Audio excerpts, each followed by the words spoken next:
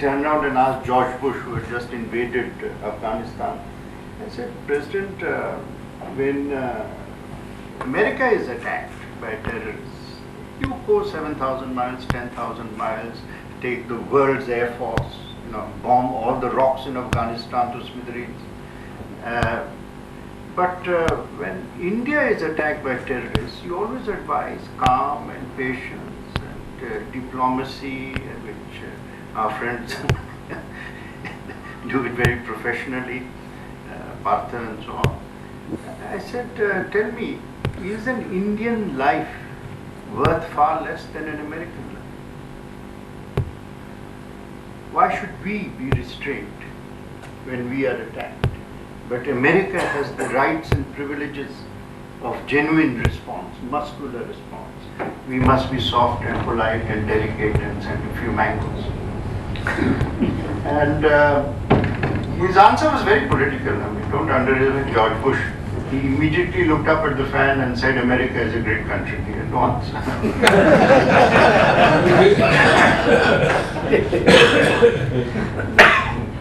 The fact is, and this is what I remember saying, I said, are there two laws for the world? One law for America and one law for Indians and the rest of the world. And the fact is that there are two laws. And we have become victims of the law of inequality. Why? Why has India become the victim of this geopolitics? Because of the specific nature of a decade between 1937 and 1946. A slight amendment to what you said. The Muslim League won everything in 1946. The Muslim League lost in 1937. And the reason why the Muslim League won in 1946 is, I think, the fundamental source of the problems that we face today. I will not bore you too much with details of history, but I want you to ponder one question. Why was Pakistan created? I am an Indian Muslim. And let me put it very bluntly. Pakistan was created not by the British and so on. The British helped in the process. Pakistan was created by Indian Muslims. I have called it, I think, in the siege within the longest suicide note written in history. Now, the question, it was essentially created and sold to Muslims as this is to be the sanctuary for security. Why is it today that more Muslims are killed every day in Pakistan than in the rest of the Muslim world put together? There are no Hindus there. There are no Sikhs there. Who is doing the killing? Muslims are killing Muslims. When Blood Brothers was released in Pakistan, somebody actually very proudly turned around, and I remember this quote, one of the generals who came along said that, in 1947 we had 20% minorities, non-Muslims. Now we are proud to say they are less than 2%. And I turned around and in horror and I said, is this admission of the largest silent genocide in history? In 1947, Indian Muslims were maybe 12%. Today they are 14%. The number of Muslims in secular India has gone up. We don't take pride in elimination of populations. In fact, when there are riots, we grieve. We find out means and methodologies by which we can correct ourselves. One of the great stories of India at this moment is that after the Babri events, and even Godhra was a post of consequence of Babri, there has been no major riot. Now what happened and why has Pakistan sunk into a cesspool of tremendous violence?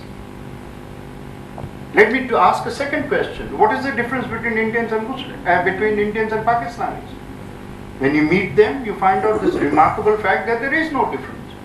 We are the same people, we have the same likes, same dislikes, same emotional reaction to events. So why has Pakistan sunk into a quagmire? And why is India at least finding some way towards an economic horizon of prosperity and a shared life? The answer exists. The answer is that the idea of India is stronger than the Indian, and the idea of Pakistan is weaker than the Pakistan. What is the idea of Pakistan? Idea of Pakistan is based on a fancy, a notion which has no history, which has no resonance or echo in the history of Muslims. There's really nothing called the history of Islam. It's a history of Muslims. There is no echo. There has never been, this is what Maulana used to argue all the time. He says, when in the history of Muslims has religion ever been the basis of nationalism? Within a year of the Prophet's death, Shias and Sunnis were against each other. And let's cut a long story short, if Islam had been sufficient as a basis for nationalism, then why would there be 22 Arab countries? Now why and how was an idea that had absolutely no history behind it? Now Pakistan was not born over breakfast. It was not born in the 5 years. It was born out of a set of false fears. And that falsification began with the creation of one word. I will just deal with two of the many aspects of the subject, because we don't really have time for more. What was the first word that created this notion? That was the word called minority. I ask Muslims, whenever I speak in front of the audiences, when did you become a minority? Were Muslims a minority when the Mughals were in power? Was the Hyderabad Muslim a minority when the Nizam of Hyderabad was in power? The Muslims have always been demographically in a minority. They were in a minority when Muhammad Ghori turned up. They were in a minority when Jinnah turned up. But did they see themselves as a minority? And the answer is no. No one thinks of himself as a minority if he is in power. So the battle here, which is what democracy offers to Indian Muslims, is the chance of empowerment. And therefore the elimination of this word is extremely important to the discourse. But out of this word, an elite of Indian Muslims created something as dramatic as the division of a nation and of a motherland. Now, when did this whole process hit critical mass? It hit critical mass in 1937 elections because the Muslim League found that despite calling itself both Muslim and a league, it had no Muslim support. Even in Bengal, it was the Krishak Praja Samaj of Fazlul Haq which won the elections. The Muslim League had to be dragged by force. Why? Because you cannot sell fear to a community which has no history of fear. It was an idea that was artificially created for the protection of an elite, for the service of an elite, which manipulated the masses. Never forget that these elections we are talking about were only 10% of the electorate. They were not adult franchise elections. The poor could not vote in. What happened after 37? When Jinnah realized, Jinnah began his career, of course, as a great secularist. In 1906, when the first delegation went to create the Muslim League, he was the only prominent Muslim who refused to go. And the reason why he said that if you accept separate electorates, you will partition the country one day. But by 36, for a variety of reasons. Now, what does a great lawyer do when he loses the case? He changes the story. That is precisely what Jinnah did. The story before that was the security of Muslims. He switched it to something that had actually arisen during the Khilafat movement. From Muslims in danger, he turned it to Islam in danger. And that was when the marriage between religion, Islam and politics was fused. When you turned out and said Islam in danger and you took out this great false argument that every mosque would be destroyed, the Quran would be burnt, the Muslims would be killed and prejudice, that is when the areas that you talk about, like Pakhtunkhwa, and which had a tremendous history of Ghaffar Khan and the Congress Party, they also succumbed to this notion. Now, Jinnah thought that he could play games with both people and ideas. He did not realize that this was one idea that is going to swallow him and defeat him. Jinnah kept his house in Bombay. He sold his house in Delhi for 3 lakhs. The Nizam of Hyderabad offered him 10 lakhs for his house in Bombay. He never sold it. I often think that he actually thought that Pakistan was going to be like some princely state, where you could still keep coming up and down from here, there, and so on. We shouldn't blame this generation too much, which actually before the liberation of India from British rule, there was no concept of a post-colonial state, because there wasn't any. So nobody knew what this all would be, and what this animal called democracy, how it would function. However, this one thing that he did, the fusion of Islam and religion. Don't ever forget that Pakistan is the first Islamic state in the world. There is no state before which was Islamic, because states were Umayyad, or they were Fatimid, or they were whatever might have been the dynasty. Who created a state in the name of Islam? There is no. Now, when this actually, Sarawarti wrote a piece in Foreign Affairs in 1956 when he was moving the constitution of Pakistan, saying this is an extremely dangerous idea and it will get us nowhere, this business of Islamic Republic. I admire Bangladesh, because Bangladesh has consciously rejected Islam as the basis of nationalism. And there is a battle going on in Bangladesh right now which we are not giving due attention to. It is a very, very important battle. Yes. And those who win that battle, because they are saying clearly that we are a secular state. You see, I may not agree with ethnic linguistic state as a cause for separation, but at least it is a rational idea. It is not an irrational idea. If you examine the history of Pakistan's policies, you will find that from the beginning, with Jinnah in power and Liaquat Ali in power, both of whom, and I congratulate them for this, enjoyed a drink of whiskey in the evening very happily. Both of them in power. When was the first jihad of the modern post-Second World War world begun? Where did it begin? In Kashmir. The plan was a jihad. People forget, when you think of the history of Kashmir, we forget there is a note from Nehru to Mountbatten in which he says everybody knows that Kashmir as a standstill agreement is only a temporary reality. It cannot be a permanent reality if for no reason than the fact that the Independence of India Act did not permit anything except 2 states. So independent Kashmir was not possible, legally, even if not for any other reason. And Jawaharlal writes to Mountbatten saying that yes, he just imagined August 1947. Riots. The state has no resources. The government is not functioning in any real sense. Right? And Jinnah says, please let's wait till next spring. After this thaws, we shall sit down and discuss. And actually, Kashmir would have been discussed over a round table. And I'm quite sure that over the round table, just as Punjab had been partitioned and Bengal had been partitioned, Kashmir would also have been partitioned in some form or the other. And that would be the end of matter. But that was not. Here is Pakistan, which doesn't even have the 60 crores that we owed them. And what is the very first thing that they do? The very first decision made by the government of Pakistan is jihad. Why? And it is made, as I said, with Jinnah's concurrence and Liaquat's concurrence.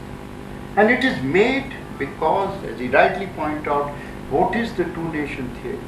The two-nation theory essentially means that I, a Muslim, and Chandan, a Hindu, cannot sit in the same room without killing each other.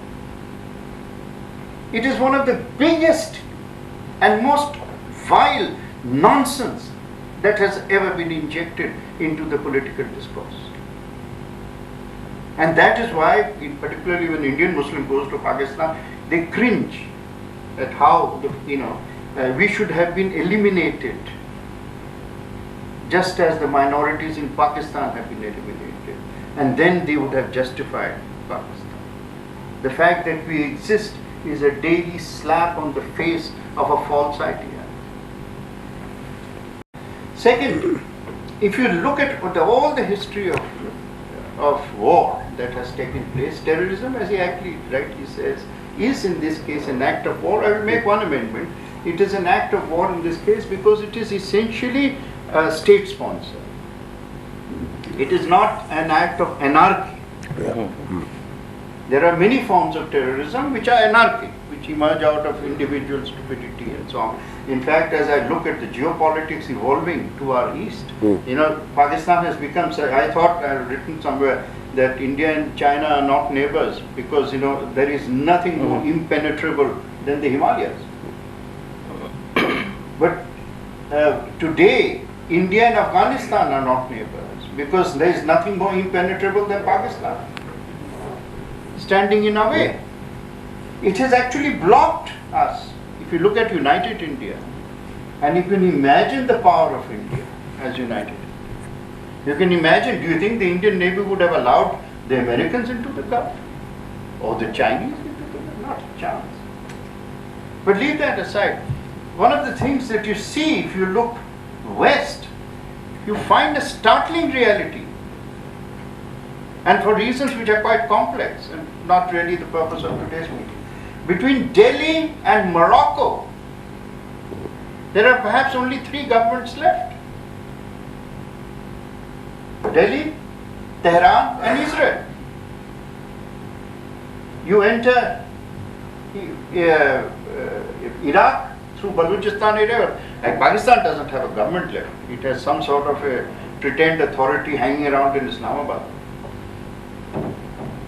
And then you enter Balochistan, you go into Iran, yes, Iran is there, Iraq, Syria, Lebanon, Egypt, Tunisia, nothing. Now what happens when nothing exists? Politics abhors a vacuum, just as nature does. When there is no government, militias, shadow militias, that was the theme of the Shade of Swords, that shadow militias, some acting in the name of Islam, others acting in the name of tribal bandings, some others in whatever name, any kind of movement is good enough if it justifies a Kalashnikov. Just from there to there. Now what is common in these otherwise very disparate realities? The only thing common that they have, and this is the great danger before the world, they are essentially anti-stability. If they see a stable region, they will attack it. And that is the mounting danger before India, is how do we handle this space that is emerging to us? Because you cannot really insulate the Ganges from the Nile. You can pretend to, but you cannot insulate it. The Chinese might think that they have insulated Uyghur. They have not. And as they say, it's become a cliche, we have a watch, they have time.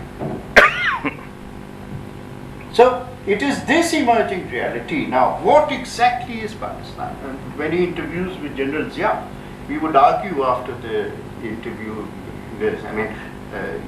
He couldn't, no Pakistani would argue with him. So the moment he saw an Indian, he liked an argument. So I remember discussing this once at great length with him. And I said, how can a nation be born for Islam? This must be 83, 84, 85, something like that. Nation be. And then he turned out, and from his standpoint, very clear and logical. He said, if Pakistan was not created for Islam, then what is it? A second-rate India? Very good question.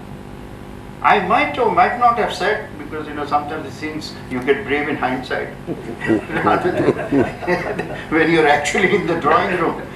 But even if I didn't say it, I really did want to say it, that generally don't realize that a second-rate India is far better than a first-rate Pakistan. It's true, and I don't actually mean it as a joke or as being very clever. Because the religion and state and its marriage is dysfunctional. It won't work. It has been mentioned that the Pakhtunkhwa might go Taliban. That is the least of the problems that I see at this moment. The problem this time is going to be, not after the Americans leave, or NATO leaves, not that Pakistan will influence Afghanistan, but that Afghanistan will influence Pakistan. That is the great danger. And it is going to be the Pakistan policy to Afghanistan, when they talk of strategic depth and protection at the back, is a whole bunch of rot. It goes back to early 60s, when they sought in Afghanistan, which used to be a secular country under King Zahid Shah. I mean, the whole of Pakistan used to go for holidays. The only place you could, bars were much cheaper. And it is the search for Islamic space. These notions have emerged in the 20th and 19th centuries out of the movements of Abdul Wahab there, and a movement in Delhi which we do not recognize because nobody knows about it. Shah Waliullah. You have to read what Shah Waliullah says, and if you think that Shah Waliullah doesn't live today, you have not seen a movement called the Tablighi Jamaat. Yeah.